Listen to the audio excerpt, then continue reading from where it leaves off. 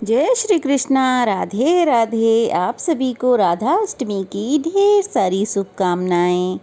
राधा रानी की कृपा सदा आपके परिवार पर बनी रहे। राधा अष्टमी राधा रानी के प्राकट्य उत्सव के रूप में मनाई जाती है। धार्मिक मान्यताओं के अनुसार भाद्रपद शुक्ल अष्टमी के दिन वृषभानु जी के घर राधा जी का जन्म हुआ था।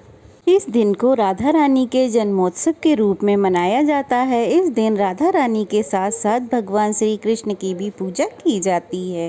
यह दिन प्रेम, समर्पण और भक्ति का दिन माना जाता है।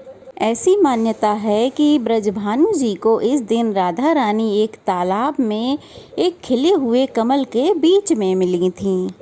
उस दिन अष्टमी तिथि थी, तभी से अष्टमी तिथि को राधा अष्टमी के नाम से मनाया जाता है। धार्मिक मान्यताओं के अनुसार इस दिन राधा कृष्ण की पूजा करने से भगवान श्री कृष्ण प्रसन्न होते हैं और अपने भक्तों की सभी इच्छाएं पूर्ण करते हैं। इस व्रत को करने से गृहस्थ जीवन में सुख समृद्धि आती है। मध्याह्न काल में भगवान श्री कृष्ण और राधा रानी की पूजा करना विशेष लाभदायक रहता है। राधा अष्टमी के दिन आप राधा रानी की पूजा करते समय उन्हें अरबी की सब्जी का भोग जरूर लगाएं, जो कि शुद्ध और सात्विक बनी हुई हो, क्योंकि ऐसा कहा जाता है अरबी की सब्जी राधा रानी को बहुत प्रिय है। इस दिन ओम ह्रीं श्रीं राधिकाय नमः मंत्र का जाप करें। कुंवारी कन्याएं या फिर अविवाहित लोग इस दिन इस मंत्र का जाप करते हैं तो उनके विवाह में आ रही सभी बाधाएं दूर हो जाती हैं।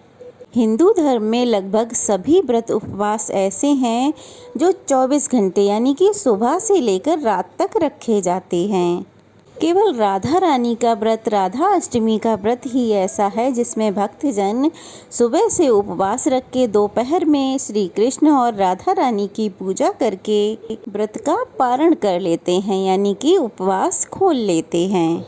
क्योंकि मान्यताओं के अनुसार एक बार भगवान श्री कृष्ण के पूछने पर राधा रानी ने उनसे कहा था कि भगवान श्री कृष्ण के भक्त तो उन्हें मनाने के लिए सुबह से लेकर रात तक उनकी प्रतीक्षा करते हैं, रात तक उपवास रखते हैं।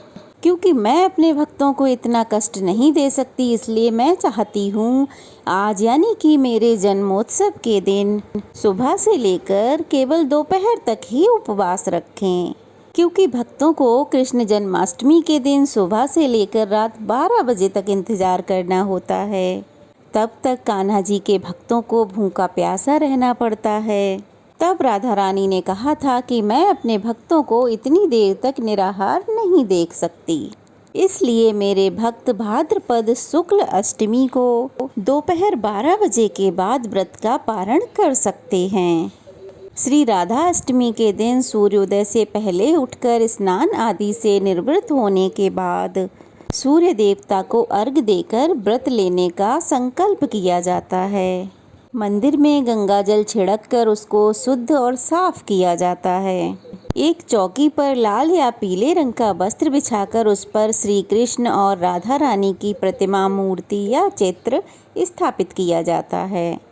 कलश की स्थापना करने के बाद धूप दीप जलाया जाता है। यदि धातु की प्रतिमा है तो पहले पंचामृत से, उसके बाद शुद्ध जल से स्नान कराया जाता है। फिर भगवान श्री कृष्ण और राधा रानी के मंत्रों का जाप करके श्री राधा अष्टमी की कथा भी जरूर सुनी जाती है, जो कि आपको हमारे चैनल पर जरूर सुनाई जाएगी, तो आप उस कथा को भी जरूर सुनिएगा। आज के दिन राधा रानी का श्रृंगार भी करना चाहिए। राधा रानी को भोग लगाने के बाद भगवान श्री कृष्ण का पूजन करें। उनको आप जो भी भोग अर्पित करें उनमें तुलसी के पत्ते जरूर रखें। लेकिन राधा रानी को तुलसी के पत्ते अर्पित नहीं किए जाते हैं, तो उनके भोग में तुलसी के पत्ते ना रखें। सबसे अंत में श्री कृष्ण चालीसा और राधा रानी का चालीसा पाठ करने के बाद राधा रानी और श्री कृष्ण की आरती उतारनी चाहिए।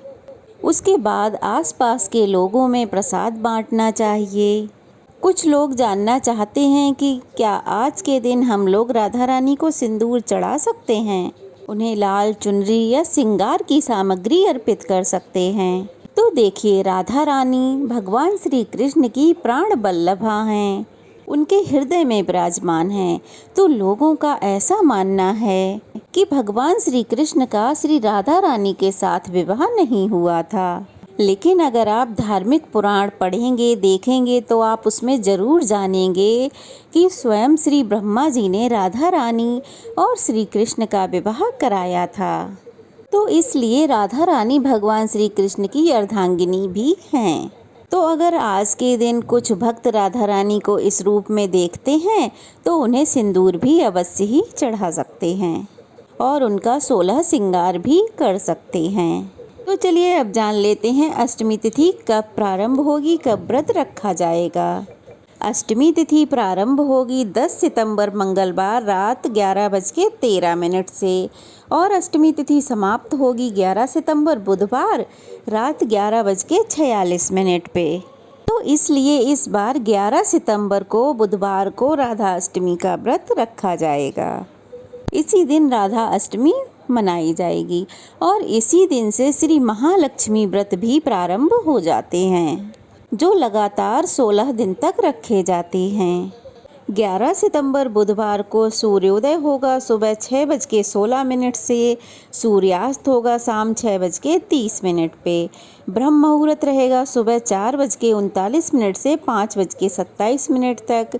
अमृत काल रहेगा दोपहर 12:05 से 1:46 तक। राहु काल 12 बजे से 1:30 बजे तक रहेगा और व्रत का पारण आप कर सकते हैं दोपहर 1:33 से 4 बजे तक। इस दिन पूजा का सबसे शुभ मुहूर्त रहेगा 11:03 से लेकर दोपहर के 1:32 तक। आप दोपहर में पूजा करने के बाद जो व्रत पारण का मुहूर्त बताया गया है उसमें अपने व्रत का पारण अवश्य कर लें।